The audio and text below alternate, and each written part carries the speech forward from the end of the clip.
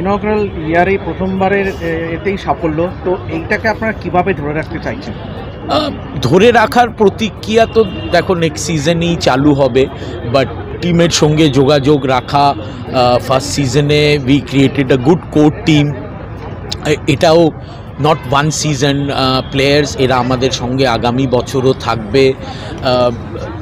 আমরা এখন বেঙ্গলে অ্যাস্ট্রো টার্ফ পেয়েছি, সো এটা আমাদের হেল্প করবে। আমরা ভাবছি ক্যাম্পস করতে মাঝে মধ্যে টিমকে রেখে, আর একাডেমি, সো দ্যাট বেঙ্গলের এখানকার ছেলেমেয়েরা, ডিস্ট্রিক্টের ছেলেমেয়েরা যেন হকি খেলতে শিখতে পারে আর হকি টেক আপ করতে পারে। যেটা সবাই জানে, আমরাও জানি, এখানকার national sport, Indian national sport. আমরা শুনলাম আমাদের এখানে কি সাকসেস ছিল হকিতে, আমরা শীর্ষে ছিলাম। আজকে আবার হকি মানে Olympic back to back bronze, আমরা আবার শীর্ষের দিকে এগোচ্ছি। আর হকি ইন্ডিয়া লিগ একটা কি বলবো, it was a display of the world's best hockey.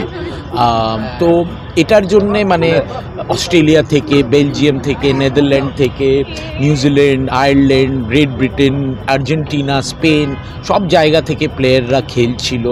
তো ওখানে বেঙ্গলের জন্যে ভিক্টরি পেয়ে খুব ভালো লাগছে।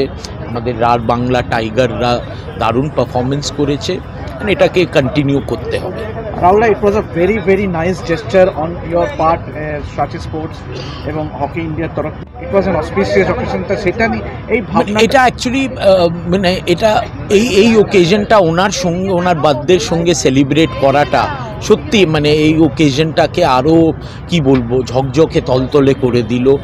মানে এমন একটা লেজেন্ডের সঙ্গে মানে আমরা ভাবছিলাম আমি যে 90-তে আমরা কেমন হব। To look at him, such an inspiring character for not only for hockey, for inspiration for anybody, যে একটা ফিট থাকা উচিত, অ্যাক্টিভ থাকা উচিত এই বয়সে। He is the prime example. এদের দেখেই আমরা হকিটাকে এগোবো। উনি এলেন, উনি আমাদের এনকারেজ করলেন, হি ওয়াজ ভেরি হ্যাপি। উনি আমাকে 4-5 বার বললেন এটা যেটা হয়েছে এটা খুব ভালো করেছো।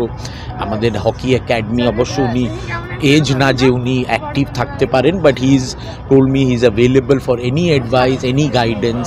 আমাদের সঙ্গে জগরাজজি আছেন, আরও যারা দীপক ঠাকুর, আমাদের কলিন ব্যাচ, ওরাও ইনভলভ থাকবে এই একাডেমিতে।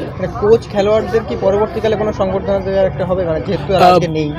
কোচেদের সঙ্গে তো আমাদের আনফর্চুনেটলি হকি লিগটা এমন ছিল, বাট হ্যাঁ ডেফিনেটলি এটা ভালো সাজেশন। হকি সিজনের পর আমরা একটা ছোট্ট ওদেরকে ডেকে এখানে একটা সেলিব্রেশন করতেই পারি, সো এটা আমরা ডেফিনেটলি করব। ভালো সাজেশন।